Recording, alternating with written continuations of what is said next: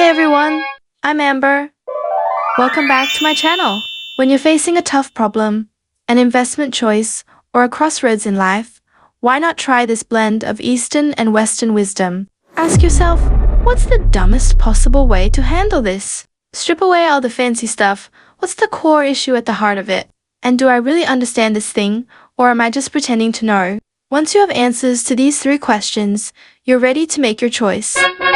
Charlie Munger, the brilliant right-hand man to the legendary investor Warren Buffett and the superbrain behind Berkshire Hathaway, passed away late last year at the remarkable age of 99. His book, Poor Charlie's Almanack, is treated like a wealth Bible by investors worldwide.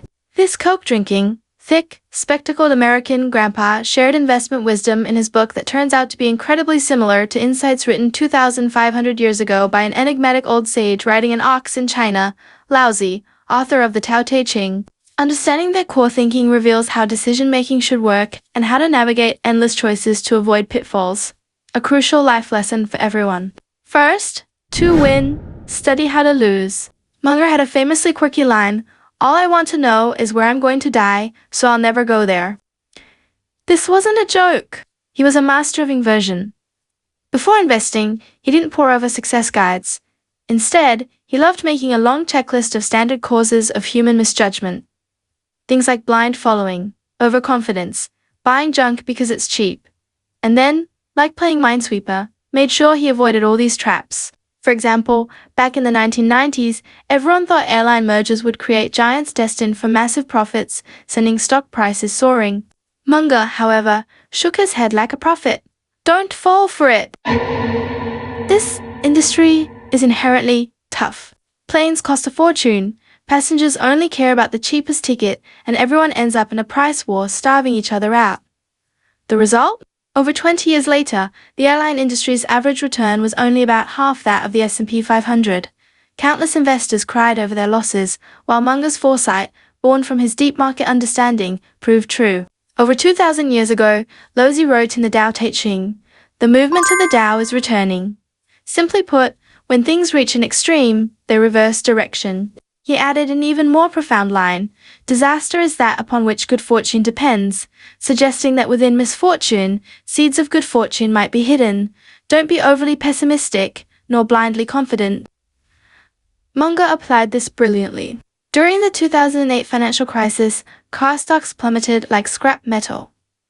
Panic selling set in. Everyone thought the auto industry was doomed, a classic moment of perceived disaster. But Munger thought differently. He went against the tide, urging Buffett to invest $230 million for a 10% stake in BYD, a then unremarkable Chinese electric car company. People laughed. Gas cars aren't even selling, and you're buying electric. Munger, however, saw the end of oil dependence, forcing out the spring of electric vehicles. He spotted the potential fortune rising within the disaster. He also recognized BYD founder Wang Chongfu's tech, obsessed drive, the potential of Chinese manufacturing, and the approaching tipping point of an energy revolution. The result? That investment exploded, multiplying over 200 times in value within years, a textbook case of misfortune hiding fortune. Don't just stare at how winners succeed. Studying how losers fail is the reliable path to avoiding landmines and reaching your peak. Second, keep things simple. Munger hated how modern people complicate simple problems. He called it the man with a hammer syndrome. If the only tool you have is a hammer, you treat every problem like a nail, often leading to disaster. To combat this, Munger built himself a latticework of mental models. He extracted the core, most robust theoretical models from psychology, economics, mathematics, physics, even biology, and combined them like Lego blocks into a toolkit for tackling a complex world. This approach cuts through the noise to see the essence. This model saved him in 1972. That year, Munger and Buffett liked a shop called See's Candies. It sold boxed chocolates, with annual sales growth crawling at just 2%. The sellers demanded $30 million, an astronomically high price by the standards of the time.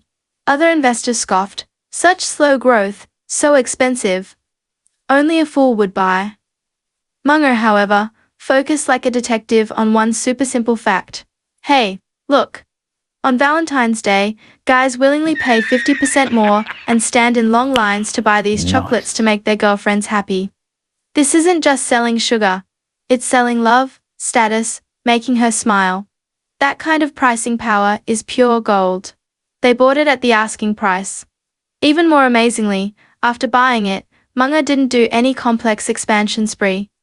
He did the simplest thing. Gently raise prices a little bit each year. Over the next 25 years, with minimal extra investment, his annual profits soared from $4 million to over $80 million. The return on investment was staggering, like playing life on easy mode.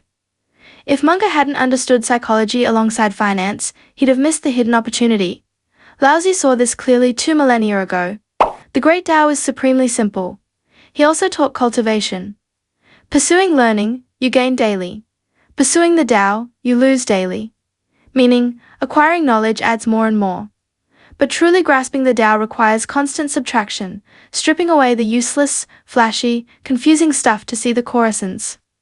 Laozi would surely have applauded Munger's seize move, seeing past the candy to the emotion it sold. Finally, know your limits. Munger deeply understood humans aren't all knowing gods. He drew a clear circle of competence for himself. As he put it, if you truly have ability, you know exactly where the boundaries of that ability lie. Ability without boundaries isn't real ability. Inside his circle were things he genuinely understood and had researched thoroughly, like branded consumer goods, banks, and insurance. Outside were things he couldn't grasp, like complex early-stage tech stocks or financial derivatives he didn't understand. He stubbornly avoided those. His famous saying, "If you've been playing poker for half an hour and still don't know who the sucker at the table is, it's you." So, he only fished in his own pond, using the fishing rod he was best with, a very smart approach. This philosophy is shown in his investment in Costco. Munger deeply admired and invested long-term in the U.S. warehouse club Costco, even serving on its board for 26 years. Why? Because he understood its brilliantly simple model. 1. Charge a membership fee as admission, filtering for quality customers willing to pay for value and savings, boosting loyalty and spending power. To carry a pitifully small number of SKUs stocking only 1 or 2 top-selling brands per item, buying in massive volumes to squeeze supplier prices to the floor.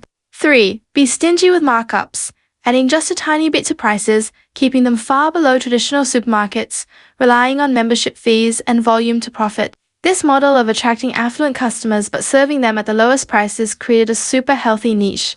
Munger understood it, held on tight, and reaped massive rewards as the stock soared nearly 100-fold. Laozi offered similar counsel in the Tao Te Ching. Knowing when to stop prevents danger. Even more plainly, knowing others is intelligence. Knowing yourself is true wisdom. Recognizing your limits and knowing when to stop at the boundary is true wisdom. The way to avoid big trouble. This perfectly echoes the circle of competence in Munger's Almanack. Though separated by 2,500 years, Munger acted like a super scientist, using psychology experiments, economic models, and math formulas to crack the code. Laozi, more like a super observer, looked up at the stars and down at the earth, intuiting the same patterns, like things reversing at extremes, the way of balance, in the cycles of the moon, life and death, human affairs, and the rise and fall of history. It's like the apple falling. Newton calculated it with the law of gravity. A farmer simply knows things fall down. Both describe gravity. Munger and Laozi, one using science, the other philosophy, ultimately saw the same principles. Different paths, same destination. Munger even publicly declared himself a Confucian in the United States. He loved reading Chinese classics like the Almanack and the Tao Te Ching, praising the ancient Chinese for their deep understanding of human nature. So, his alignment with Laozi's thinking wasn't accidental. He actively and consciously integrated Laozi's golden nuggets of wisdom into the powerful engine of his own multidisciplinary mental models. And it's not just Munger.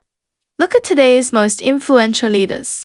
You'll often see echoes of Buddhist and Taoist wisdom in how they operate. Steve Jobs said his product philosophy was simplicity is the ultimate sophistication. Isn't that the tech version of the great Tao is supremely simple? Ren Zhengfei, founder of Huawei, said during the company's toughest winter, surviving is spring.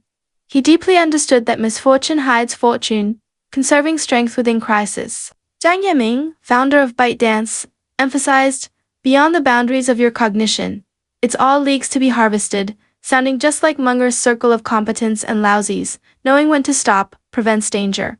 All urging you to focus on your strengths and avoid fields you know nothing about. Even large corporations reflect this wisdom. Google's famous 20% time policy let employees spend a fifth of their work time on passion projects. Leaders seem to do nothing. Yet employees created Gmail and Google News. This embodies Laozi's I do nothing, and the people transform themselves. Chinese appliance giant Haier split its massive company into countless self-managing micro-enterprises, bursting with vitality like cells, achieving revenue growth against the odds, perfectly illustrating governing a large country is like cooking a small fish. Since ancient times, truly successful people have followed nature's way, working with human nature rather than fighting it. And the ideas and actions of all successful people tend to be strikingly similar. Following their lead won't guarantee you become incredibly famous or wealthy, but it will help you avoid stepping on landmines. So, next time you face a dilemma, an investment, or a life crossroads, ask yourself again, what's the dumbest way to handle this? Strip away the noise. What's the absolute core issue? And do I really understand this, or am I just faking it? I am Ember. Catch you next time.